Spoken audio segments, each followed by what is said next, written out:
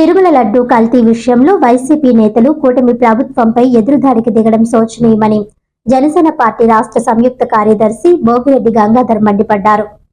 ఈ సందర్భంగా ఆయన మాట్లాడుతూ లడ్డూ కల్తీ విషయంలో వైసీపీ నేతలు కూటమి ప్రభుత్వంపై ఎదురుదాడికి దిగడం గర్హనీయమని అన్నారు.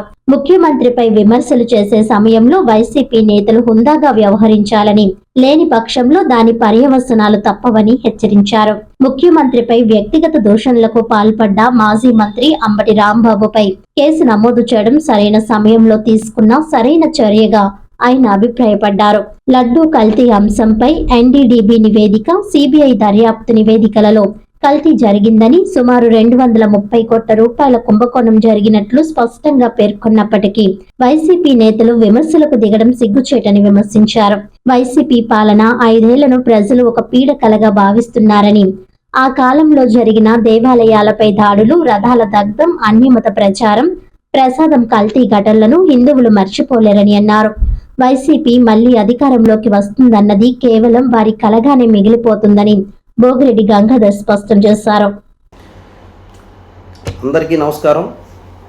ఈరోజు రాష్ట్ర వ్యాప్తంగా కలియుగ దైవం తిరుమల తిరుపతి శ్రీ వెంకటేశ్వర స్వామి వారి లడ్డూ ప్రసాదంలో కల్తీ జరిగిందని ఎన్డీడీబీ రిపోర్ట్ ఇవ్వడం జరిగింది. ఆ రిపోర్ట్లో స్పష్టంగా ఒక చుక్క నెయ్యి కూడా వాడకుండా కేవలం జంతు కళేబరాలతో తయారు చేసిన రసాయనాలను నెయ్యిగా సరఫరా చేసి భక్తుల మనోభావాలను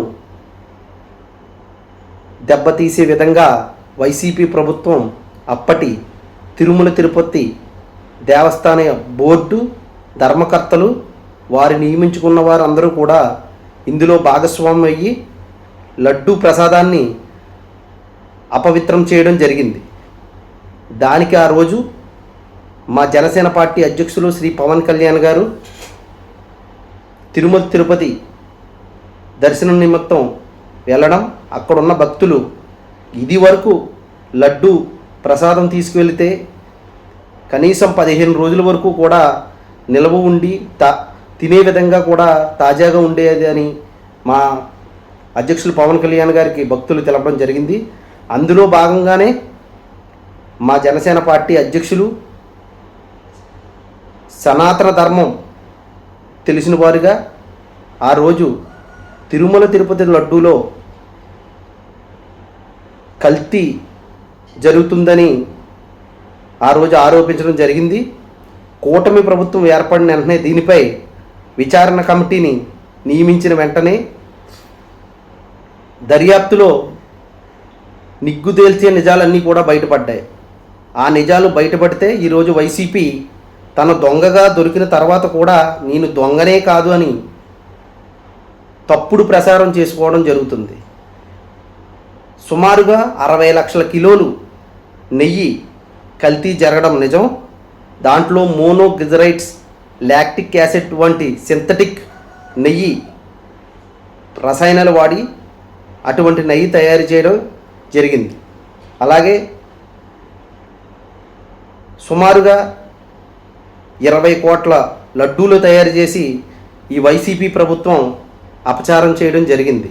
ఆ రోజు 2024 సెప్టెంబర్, అక్టోబరు మాసాల్లో మా అధ్యక్షులు పవన్ కళ్యాణ్ గారు ప్రాయశ్చిత్త దీక్ష చేపట్టి ఈ అపచారం శ్రీ కలియుగ వెంకటేశ్వర స్వామి వారి ప్రసాదంలో జరిగిన కల్తీ వ్యవహారంపై ప్రాయశ్చిత్త దీక్ష చేపట్టి ప్రజలు అందరికీ కూడా క్షమించే విధంగా ఆ రోజు మా అధ్యక్షుడు పవన్ కళ్యాణ్ గారు దీక్ష చేపట్టడం జరిగింది.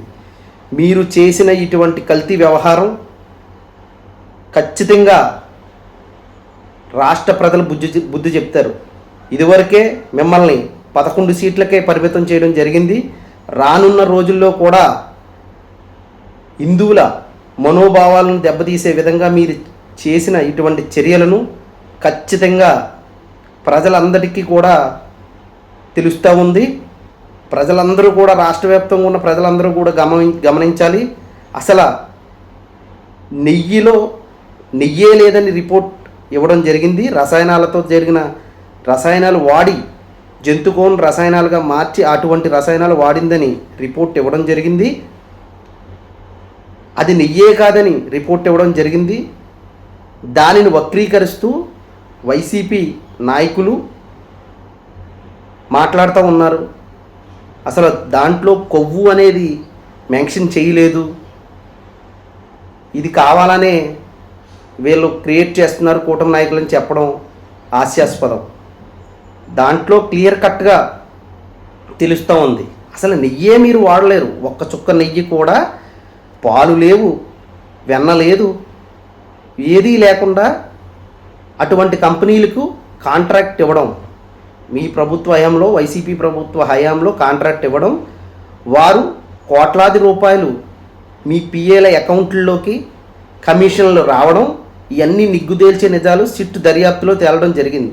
ఖచ్చితంగా మీ అందరికీ కూడా కలియుగ దైవం శ్రీ వెంకటేశ్వర స్వామి వారు ఖచ్చితంగా మీ అందరికీ కూడా, రాష్ట్ర ప్రజలు అందరూ కూడా మీకు బుద్ధి చెప్పే రోజులు దగ్గరలోనే ఉన్నాయని తెలియజేసుకుంటూ అందరికీ నమస్కారం. జై జనసేన.